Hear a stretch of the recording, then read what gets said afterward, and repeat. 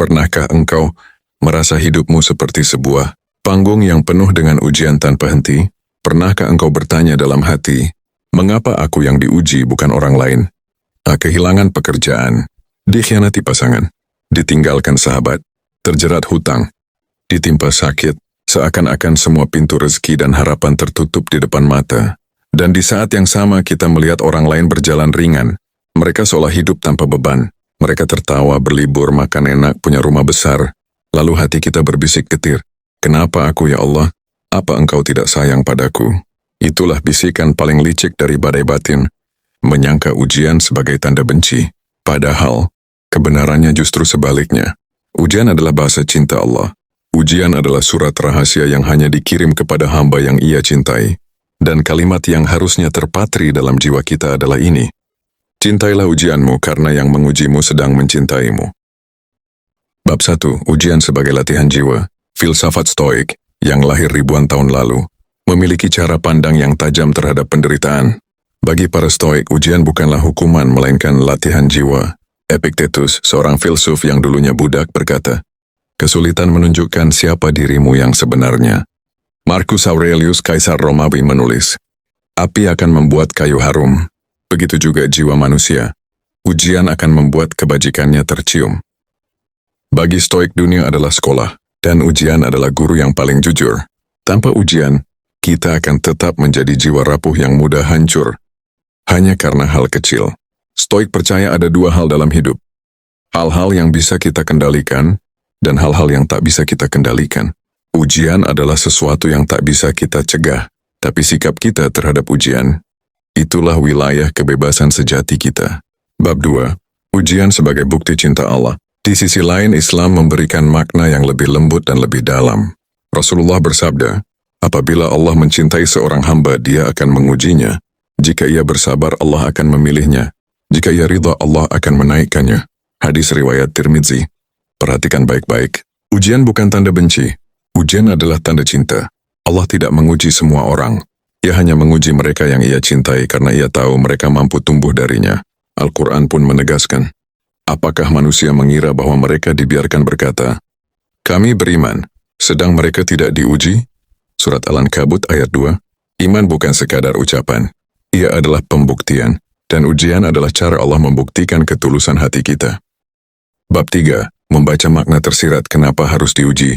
Mari kita renungkan, mengapa seorang pelatih memberi beban berat pada muridnya di gym? Karena ia tahu, hanya dengan beban itu ototnya akan tumbuh. Mengapa seorang guru memberi soal sulit kepada siswanya? Karena ia tahu, hanya dengan kesulitan itu siswanya bisa naik kelas. Mengapa seorang dokter memberi obat pahit kepada pasiennya? Karena ia tahu, hanya dengan rasa pahit itu penyakitnya bisa sembuh. Begitu juga dengan Allah. Ia memberi ujian bukan untuk menyiksa, tapi untuk mendewasakan, untuk menguatkan, untuk menaikkan derajat kita. Jadi ketika engkau diuji, artinya Allah sedang memandangmu dengan cinta. Ia percaya engkau mampu. Ia ingin engkau tumbuh. Bab 4. Afirmasi yang menusuk hati. Dengarkan bisikan ini dan biarkan ia menancap di hatimu. Aku diuji bukan karena Allah membenciku.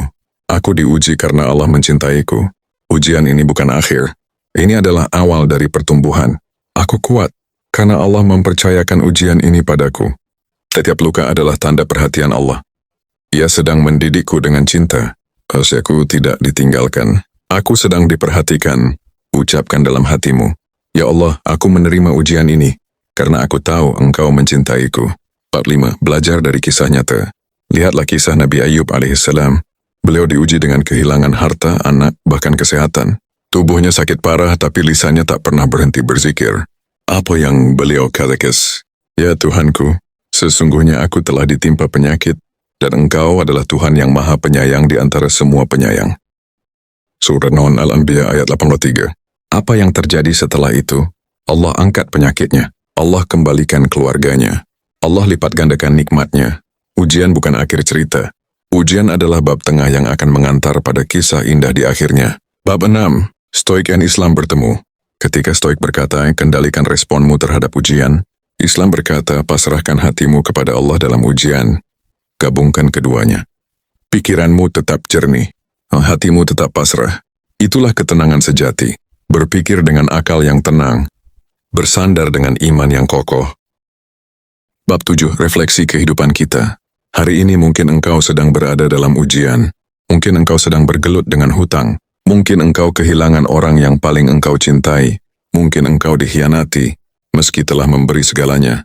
Mungkin engkau merasa rezekimu seret, doamu tak kunjung dijawab. Tapi aku ingin kau ingat ini. Allah tidak pernah salah alamat. Ia tak pernah memberi ujian pada orang yang tak mampu menanggungnya. Jika ujian itu datang padamu, berarti Allah tahu engkau mampu. Allah percaya padamu. Dan yang lebih indah lagi, Allah mencintaimu. Bab 8. Hidup tanpa ujian, rezeki jiwa kosong. Bayangkan hidup tanpa ujian. Kita akan hidup nyaman tapi kosong. Kita akan hidup mudah tapi dangkal. Kita akan hidup panjang tapi tanpa makna. Justru ujianlah yang mengisi jiwa kita dengan kedalaman. Ujianlah yang membuat kita mengenal siapa diri kita. Ujianlah yang membuat kita kembali dekat dengan Allah.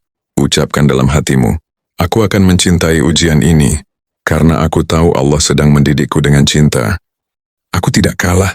Aku sedang ditempa. Aku tidak sendirian. Allah bersamaku. Aku tidak sedang dihukum. Aku sedang diangkat derajatku.